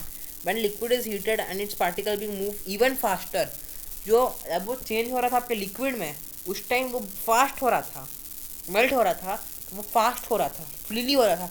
इसमें और तेज हो रहा है क्योंकि इसके अंदर और काइनेटिक एनर्जी आ गया। क्या आ गया? काइनेटिक एनर्जी और आ गया। Then at particular temperature the liquid begins to burn and change into gas vapour. ये हमारा दूसरा state, change of state. Boiling is a bulk phenomena, मतलब एक साथ बहुत सारा होता है, बल्क में होता है। When liquid boils the bulk of liquid change into vapour. जब लिक्विड बॉयल होता है ना, एक बार बहुत सारा लिक्विड बॉयल होता है। The change at temperature with liquid start boiling is called its boiling point of water 100 degree Celsius और 373 केल्विन। या हमारा, हम इसको ऐसे इसलिए लिखते हैं क्योंकि 273 plus 100 which is equal to 373 kelvin. इसका एक फार्मूला होता है, बाद में लिखा दूंगा मैं आपको, जब न्यूमेरिकल सॉल्व करेंगे तब। आप देखिए, लैटेंट हीट ऑफ वेपोराइजेशन, इसका मतलब है the amount of heat required to change 1 kg of liquid into gas at atmospheric pressure at it boiling point is called latent heat of vaporization. Simple है, आराम समझ में आ रहा होगा आपको, सिंपल चीज़ है। कोई प्रॉब्लम, कोई तकलीफ, कोई तकलीफ आई होप नहीं होनी चाहिए। एक और समझा देता हूँ। The amount of heat energy required to change 1 kg of liquid into gas at atmospheric pressure at its boiling point is called latent heat of vaporization. चलिए नेक्स्ट टॉपिक देखते क्या है। ये देखिए, ये आपका सॉलिड है। Effect on temperature on molecular motion. Molecular motion मतलब आपका काइनेटिक एनर्जी इसके अंदर पोजेस हो रहा है। जो देख रहे हैं ना, ये इसके अंदर काइनेटिक एनर्जी पोजेस हो रहा है। ये देखिए, ये सॉलिड कोल्ड, ये हॉट, ये आप देख सकते हैं।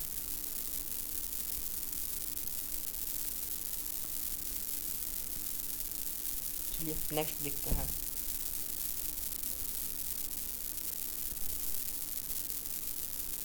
एक और चीज़ इंपॉर्टेंट चीज़ ये जानना जरूरी है। The change of state directly from solid to gas or from a gas to solid is called sublimation. समझ रहे हो? मतलब इसका मतलब ये है कि आपका जो सॉलिड है, सॉलिड जब डायरेक्टली गैस में चेंज होता है, विदाउट लिक्विड में चेंज हुए, उसको सब्लिमेशन बोलते हैं। या तो डायरेक्ट गैस से सॉलिड में चेंज होता है विदाउट लिक्विड में ये, तो उसको भी हम सब्लिमेशन ही बोलते हैं। उसको कंडेंसेशन भी बोलते हैं, लेकिन सब्लिमेशन ही बोलेंगे यहाँ पे। कोई तकलीफ, कोई प्रॉब्लम नहीं होनी चाहिए। यहाँ पे एग्जांपल दिया है, इफ़ सॉलिड कपूर सेम चीज़ होता है, घर में यूज़ करते हैं। और ammonium chloride is heated, it change into vapour. The vapour are cold, it again change into solid. वही चीज़, अगर इनको हीट किया जाए, वेपर में चेंज रहेंगे, और इनको वेपर को दोबारा कोल्ड ठंडा किया जाए तो ये सॉलिड बन जाएंगे। ये एग्जांपल है। ये हम क्या करना है, हमको चाइना डिश लेना है। ये चाइना डिश मतलब चाइना का डिश नहीं है, ये इसका नाम है चाइना डिश। उसमें फिर हमको एक फनल लेना है, इन्वर्टेड फनल, ठीक है। और उसके बाद हमको उसको कॉटन लगा देना ऊपर से। फिर हमको अमोनियम क्लोराइड लगना है यहाँ पे, अमोनियम क्लोराइड। यहाँ से फिर हमको जब ये हीट होगा और यहाँ पे बर्नर रखना, जब यहाँ पे हीट होगा तो यहाँ से ना वेपर उठेंगे, वेपर, ऐसा वेपर उठेंगे और वेपर ये साइड में जमा हो जाएंगे। जब ये साइड में जमा हो जाएंगे, ठीक है, तो फिर ठंडा होने के बाद यहाँ पे हमको दोबारा अमोनियम क्लोराइड मिल जाएगा। अभी हम अमोनियम क्लोराइड दोबारा मिलेगा। आपका अमोनियम क्लोराइड का फॉर्मूला है NH4Cl। 2 minute.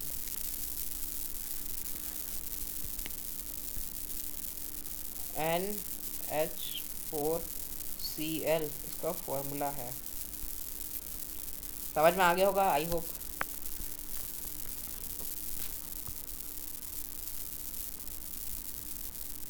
When pressure is applied on gas, particle come closer and gas changes into liquid। जब प्रेशर अप्लाई किया जाता है ना गैस पे, तो वो लिक्विड में चेंज हो जाता है। मैंने आपको एग्जांपल दिया था LPG का, ये एग्जांपल मैंने आपको दिया था। We can liquefy gas by applying pressure and reduce the temperature. Compressing solid carbon dioxide is called dry ice. If the pressure is reduced, it changes directly to gas without coming to liquid state, so the carbon dioxide is known as dry ice। क्या होता है अगर मैं solid carbon dioxide लूँ, ठीक है, compressed carbon dioxide CO2 किस में रहता है, गैस में। उसको मैं कंप्रेस कर दूँ तो हम मेरे को एक सब्सटेंस मिलता है जिसको हम बोलते हैं ड्राई आइस, वो ठंडा होता है। मतलब hence we can say that कि जब जब हम किसी चीज़ को कंप्रेस करते हैं तो उसका टेम्परेचर चेंज हो जाता है। जो गर्म चीज़ रहता है वो ठंडा हो जाता है, ठंडा चीज़ रहता है वो गर्म हो जाता है जब हम उस पर प्रेशर अप्लाई करते हैं। ये अभी मैंने आपको बताया ये चीज़। इसके लिए हम एक फॉर्मूला लिख सकते हैं, लेकिन यहाँ ज़रूरत नहीं है।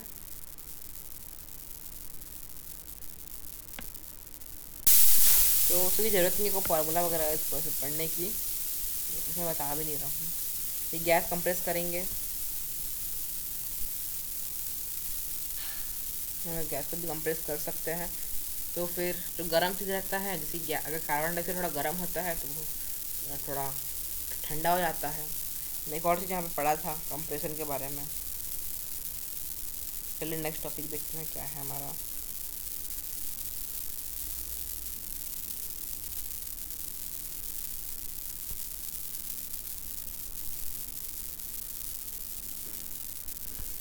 चलिए इसको देख लेते हैं।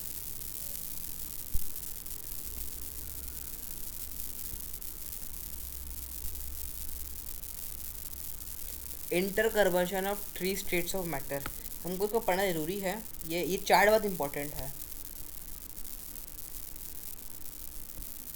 ये देखिए, सॉलिड, पहले हम नॉर्मल वाला देखते हैं। सॉलिड टू लिक्विड फ्यूज़न या फिर मेल्टिंग,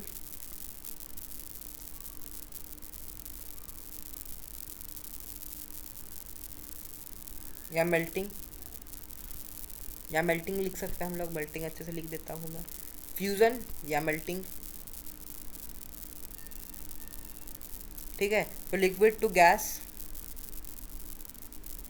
कंडेंसेशन, सॉरी वेपराइजेशन। ये फ्यूज़न, ये वेपराइजेशन हो गया। फिर अब gas to liquid, gas to solid, sublimation, ठीक है। उसके बाद solid to gas, sublimation, gas to liquid, condensation, और लिक्विड टू सॉलिड, सॉलिडिफिकेशन। दोबारा समझाता हूँ। सॉलिड टू लिक्विड, सॉलिड से लिक्विड, मेल्टिंग या फ्यूज़न। लिक्विड से फिर गैस, वेपोराइजेशन, ठीक है। फिर सॉलिड से गैस, सब्लिमेशन। गैस से सॉलिड भी सब्लिमेशन, लेकिन गैस से लिक्विड कंडेंसेशन और सॉलिड से लिक्विड सॉलिडिफिकेशन। ये इसका चार्ट दिया है। द स्टेट ऑफ मैटर है inter convertible. The state of matter can be change by changing the temperature और प्रेशर। अगर हम टेम्परेचर चेंज करेंगे इन सब का तो ये चेंज हो जाएंगे स्टेट्स वगैरह में डिफरेंट। देखते क्या है।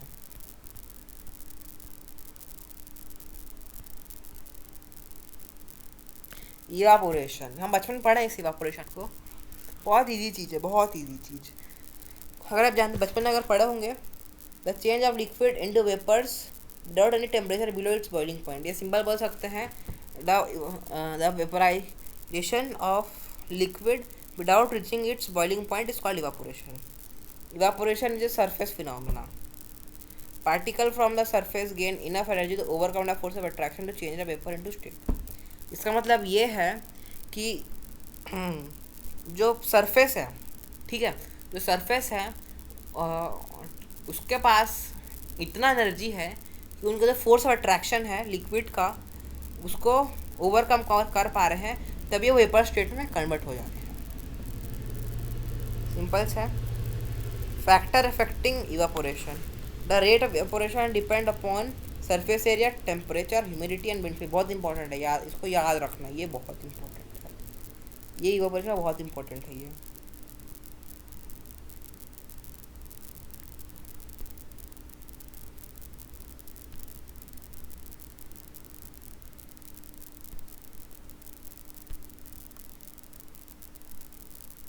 ये बहुत इंपॉर्टेंट है, इसको याद ऐसे नंबर मार्क करके रखना है। तो लिखना ही है आपको अपने उसमें नोट्स में, इसको लिखना है, इसको लिखना ही है। जब बढ़ाए पे तो सबको लिखना है, थोड़ा ज़्यादा लिख लेना, अच्छे से लिख लेना, एकदम ऐसे ऐसे स्टार मार्क कर लेना इसको, ऐसे स्टार मार्क कर लेना है इसको, ऐसे आपको स्टार मार्क करना है। Increase the surface area, increase the rate of evaporation, ठीक है। Increase in temperature, increase the rate of evaporation भी ठीक है। Increase in humidity, decrease the rate of evaporation. Increase in wind, increase the rate of evaporation. चलो कैसे समझाता हूँ। Increase in surface area, surface area बढ़ जाएगा तो क्या होगा, जैसे कि अगर मैं कोई कपड़ा लेता हूँ, ठीक है, उसमें मेरे को सुखाना है, तो मैं उसका अगर मैं सरफेस एरिया बढ़ा दूँ, उसमें अगर मैं फैला दूँ, ठीक है, तो ज़्यादा एरिया ले रहा है, वो ज़्यादा एरिया लेगा तो जल्दी इवापोरेट होगा, ठीक है।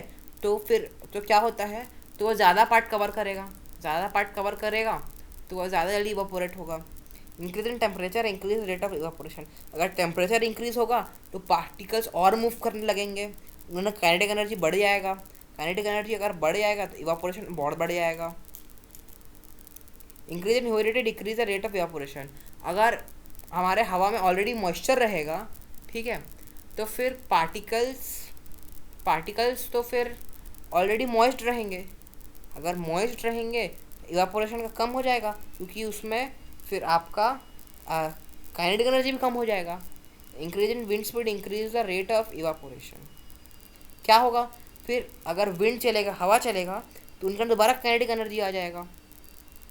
काइनेटिक एनर्जी आ जाएगा, क्यों आएगा, क्योंकि स्पीड चल रहा है, वो मूव करने लगेंगे, वो हवा के कारण पार्टिकल जल्दी मूव करने लगेंगे। इन दोनों के कारण काइनेटिक एनर्जी आएगा, ये दोनों के कारण काइनेटिक एनर्जी बढ़ जाएगा। सेम चीज़ है, समझ गए होंगे, आई होप समझ गए होंगे। नेक्स्ट देखते हैं। Evaporation, high energy evaporation, medium energy evaporation, lower energy evaporation, remain as liquid. ये आपका कोर्स पता नहीं है, आपके एनसीईआरटी में दिया नहीं है उतना कुछ, तो हल्का हल्का से पढ़ लीजिए तो काफ़ी है ये।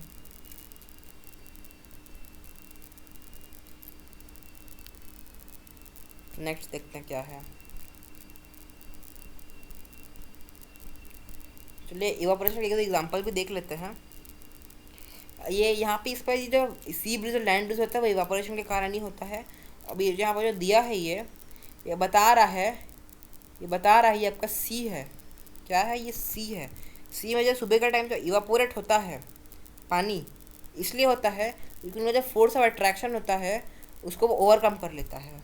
वो उतना एनर्जी काफ़ी होता है उनके फोर्स ऑफ अट्रैक्शन को ओवरकम करने के लिए, तो वो इवापोरेट करने लगता है, सी का पानी। नेक्स्ट देखते क्या है।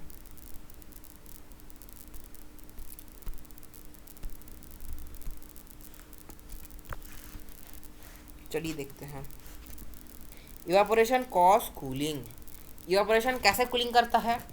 जैसे कि मैंने आपको बताया, लैटेंट हीट ऑफ इवापोरेशन, ठीक है, लैटेंट हीट ऑफ इवापोरेशन। तो उसमें क्या होता है कि आप अगर आप अच्छे से नोटिस करेंगे तो उसमें ये होगा कि जो वहाँ पे, जैसे कि उस जगह पे क्या होगा, लैटेंट हीट ऑफ इवापोरेशन, तो वो उस एनर्जी को ओवरकम कर लेगा। जो एनर्जी आएगी जैसे, ठीक है, तो एनर्जी उसको ओवरकम कर लेगा, उसके फोर्स ऑफ अट्रैक्शन को, तो वो इवापोरेट कर जाएगा। अगर इवापोरेट करेगा तो उस जगह का जो एनर्जी है उसको ले लेगा। उस जगह की एनर्जी अगर ले लेगा तो एक कूलनेस प्रोवाइड करेगा। जैसे अगर मैं बताऊँ, मैंने एक लोहे को गर्म किया, ठीक है, गर्म किया और उसके अंदर पानी डाल दिया। पानी डाल दिया तो मतलब कि जो वो पानी है वो ऊपर उड़ जाएगा। क्यों? क्योंकि अगर आप अच्छे से देखेंगे तो उसमें होता है आपका इवापोरेशन, वेपराइजेशन जो बोलते हैं, लैटेंट हीट ऑफ वेपराइजेशन हो रहा है। इसका मतलब कि उसमें जो गर्मी है, जो गर्म हुआ है, उसका जो हीट है वो काफ़ी है उन मॉलिक्यूल्स को फोर्स ऑफ अट्रैक्शन को ब्रेक करने के लिए। अगर वो उनके फोर्स ऑफ अट्रैक्शन को ब्रेक कर रहा है तो उसका जो एनर्जी है, हीट है, वो कंज्यूम हो जा रहा है, वो यूज अप हो जा रहा है, तब तो वो ठंडा हो रहा है, तभी वो ठंडा हो रहा है। आई होप कि आपको समझ में आ रहा होगा। एक बार दोबारा समझा रहा हूँ। जैसे कि मैंने एक डंडा लिया लोहे का, रुकिए मैं यहीं पे बनाता हूँ। मैंने एक लोहे का डंडा लिया, मैंने इसको बहुत गर्म किया, हीट किया मैंने। उसके बाद मैंने इसमें वाटर डाला, H2O डाला, ठीक है, तो वो गर्म है, तो जैसे ही मैं उस पर पानी डालूँगा तो वो क्विकली वेपराइज होना चालू हो जाएगा। मतलब कि उसके पास वो जो लोहे का रॉड है उसमें इतना हीट है कि वो वाटर के फोर्स ऑफ अट्रैक्शन को ब्रेक कर पा रहा है। अगर वो फोर्स ऑफ अट्रैक्शन को ब्रेक कर दे रहा है तो उसका एनर्जी यूज अप हो जा रहा है, वो हीट यूज हो जा रहा है। अगर वो हीट यूज हो जा रहा है तो वैसा करते वो ठंडा हो जा रहा है। हो रहा है कि नहीं हो रहा है? वही same cheese. When the liquid evaporate, the particle of the liquid absorb the heat from the surrounding and evaporate. So the surrounding become cold. वही चीज़ लिक्विड कर वो जो रॉड में क्या हो रहा है, वो अपन सराउंडिंग से वो हीट को यूज कर ले रहा है, तो वो एक ठंडा हो जाता है। People sprinkle water on the top of the roof or open ground because during evaporating water absorb heat, make the hot surface cool. During summer we sweat because during evaporation the sweat absorb the heat from our body, making the body cool. ये भी अच्छा example है। जब आप खेलते हो, cricket खेलते हो, फुटबॉल, जो भी गेम खेलते हो, वो पसीना आता है, ठीक है, पसीना आता है तो फिर वो जो गर्मी होता है, मतलब सूरज से जो गर्मी आ रहा है उसके कारण इवापोरेट हो जा रहा है। इवापोरेट हो जा रहा है तो इवापोरेट हो जा रहा है मतलब कि उतना एनर्जी काफ़ी है, फोर्स ऑफ अट्रैक्शन काफ़ी है इवापोरेट करने के लिए, फोर्स ऑफ अट्रैक्शन को ब्रेक करने के लिए। और वो ब्रेक हो जा रहा है तो फिर एक कूल इफेक्ट छोड़ रहा है। इसे लिखा है यहाँ पे, wearing cotton clothes in summer keep us cool because cotton absorbs sweat and when sweat evaporates it absorbs heat from our body making the body cool. अब क्या होता है, हमको कॉटन इसलिए पहनना बोलते हैं क्योंकि कॉटन क्या करता है, हमारा बॉडी में से हीट बहुत जल्दी एब्जॉर्ब कर लेता है। एब्जॉर्ब कर क्या करता है, जैसे उसमें धूप पड़ता है, ठीक है, धूप पड़ता है तो due to latent heat of evaporation, latent heat of vaporization, वो हीट जो वो वाटर के मतलब स्वेट के उसको बॉन्ड को, ठीक है, अट्रैक्शन फोर्स को ब्रेक करने के लिए काफ़ी रहता है। उसके अट्रैक्शन फोर्स को ब्रेक करने के लिए काफ़ी रहता है, उसके कारण वो यूज्ड अप हो जाता है, वो एनर्जी यूज्ड अप हो जाता है तो एक कूलिंग इफेक्ट छोड़ता है। आई होप यू अंडरस्टूड। दोबारा समझाता हूँ।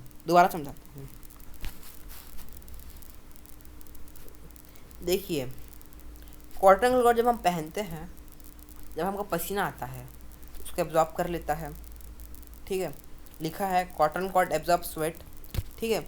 उसके बाद लैटेंट हीट वेपराइजेशन के कारण क्या होता है, वो जो हीट जो आ रहा है, हीट हमारे बॉडी से तो हमारा हीट है, उस हीट को ले लेता है, वेपराइज हो जाता है।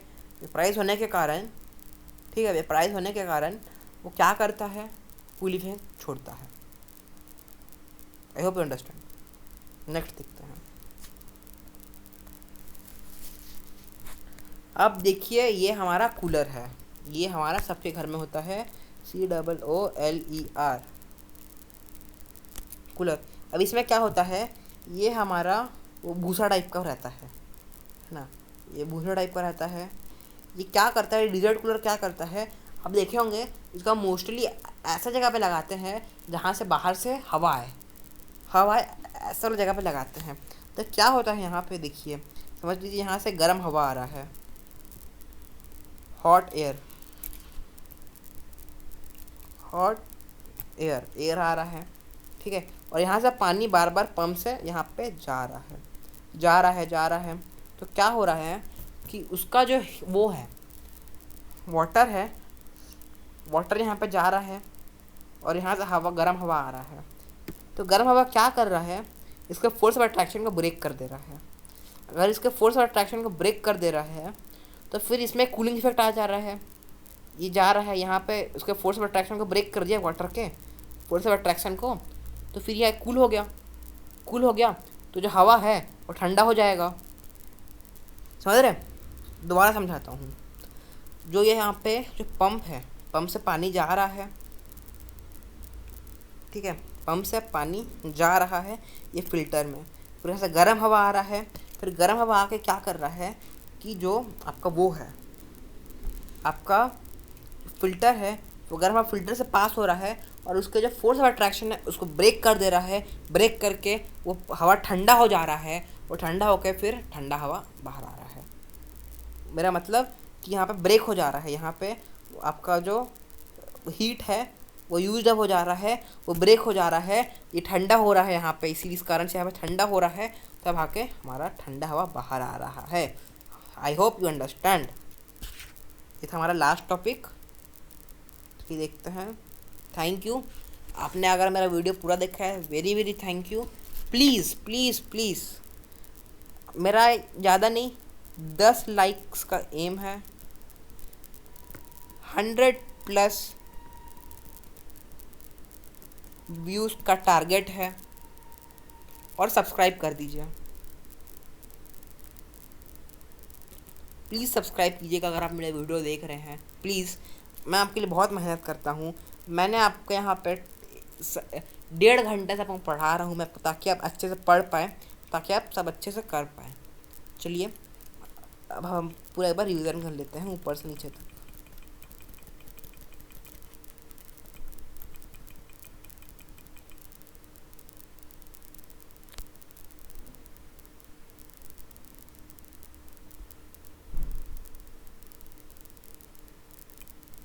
ये हमारा चैप्टर का स्टार्टिंग है, यहाँ से हमने मैटर के बारे में पढ़ा, उसके बाद मैंने आपको बताया कितने स्टेट्स होते हैं, उसके बाद मैंने यहाँ पे एलिमेंट्स एक्सप्लेन किया, कंपाउंड्स एक्सप्लेन किया आपको, फिर इसको डिफरेंस बताया, ये सब इम्पोर्टेंट है, लिख लीजिएगा।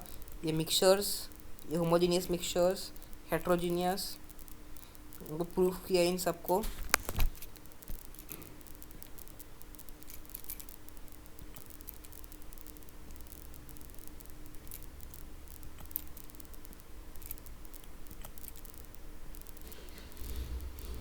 ये देखिए, तो आपका समझ में इसलिए कर रहा हूँ मैं।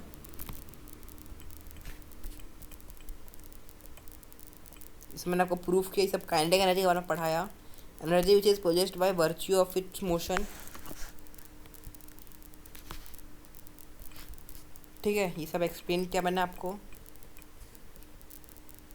ये मेरा फार्मूला, ये मेरा फार्मूला आपको बस समझाने के लिए था, ये मेरा फार्मूला आपको समझाने के लिए था।